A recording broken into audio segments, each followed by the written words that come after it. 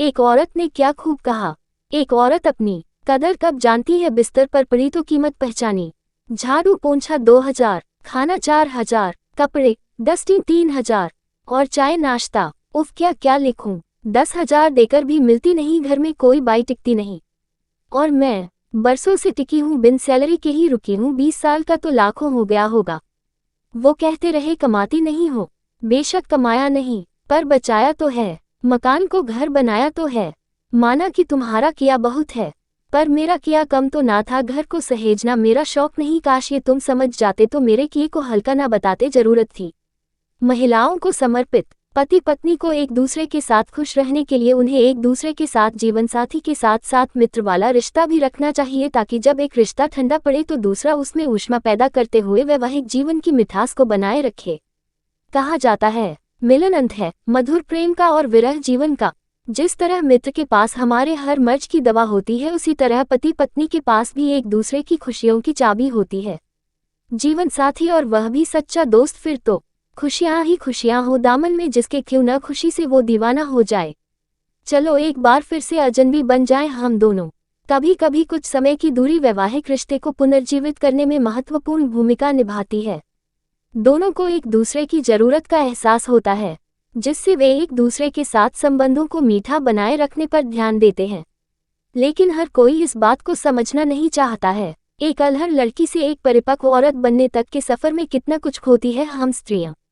बचपन का वो खेल छूट जाता है, बाबुल का अंगना छूट जाता है, छूट जाती है वो बचपन की सहेलियां, वो मस्ती। बस यादें रह जाती है उनकी, खासकर तब जब आप विवाह करके किसी अन्य शहर में बस जाए। नए आंगन में धीरे धीरे रमने के चक्कर में खुद को भूल ही जाती हैं। कहीं किसी को बुरा ना लगे, कोई नाराज ना हो जाए, बस जिंदगी इसी से शुरू होकर इसी पर खत्म हो जाती है। कितनी भी कोशिश कर ले पर कहीं ना कहीं कुछ ना कुछ छूट जाता है, या कहूँ इतनी कोशिशों के बाद भी घर वालों को कोई ना कोई गलती नजर आ ही जाती है।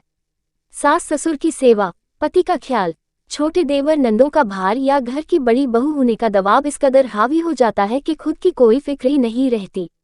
परिवार बढ़ने लगे तो बच्चों के साथ खुद को व्यस्त कर लेती है। कभी कभी सोचती है कि काश वो पहले वाला समय उसे फिर मिल जाए, फिर वही बचपन का जमाना, वो संगी साथी, पर बस सोचती ही रह जाती है। अपने माँ बाप से मिलने के लिए भी 1000 बार सोचना पड़ता है, सबकी इजाजत लेनी पड़ती है, सारी व्यवस्थाएं जमानी पड़ती है, क्योंकि घर भी सुचारू तरीके से चलते रहना चाहिए। जो घर का केंद्र बिंदु है वही घर में पड़े एक सामान से ज्यादा कुछ नहीं होती। कुछ वक्त मांग ले खुद के लिए तो सब ऐसे देखते हैं जैसे कोई पाप कर दिया हो। आदमियों का क्या है, वो तो कभी कहीं जाते नहीं अपना घर छोड़कर शादी करके, सिर्फ जिंदगी में आगे बढ़ने के लिए जाते हैं अपने शहर से दूर। उनका जब मन हो अपने दोस्तों से मिल लेते हैं, कभी टेंशन कम करने के लिए मिलना होता है तो कभी मौज मस्ती के लिए। पर कभी सोचिए, क्या हम स्त्रियों को टेंशन नहीं होती? हमारा भी मन करता है घर की चारदीवारी से निकलने का। कभी कोई बचपन का साथी मिल जाए तो उससे 2 बातें कर लेती है और बाद में चरित्रहीन बन जाती है।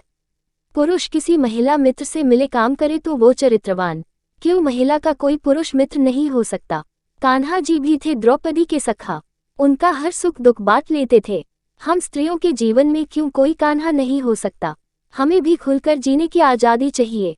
कभी तो खुद से कहो अपने घर की औरतों को कि जाओ जो मन हो करो, जहाँ दिल हो घूमो। मैं बस इतना ही कहूंगी कि सबके सपने पूरे करते करते जो हमारे सपने अधूरे रह गए हैं, हमें उनके बारे में भी अब सोच लेना चाहिए। सब कहते हैं कमाई का एक हिस्सा जरूर निवेश करना चाहिए ताकि अपना भविष्य बेहतर बना सके, ठीक उसी तरह हमें भी खुद को वक्त देना चाहिए ताकि हम खुश रह सके, क्योंकि हम खुश तो सब खुश।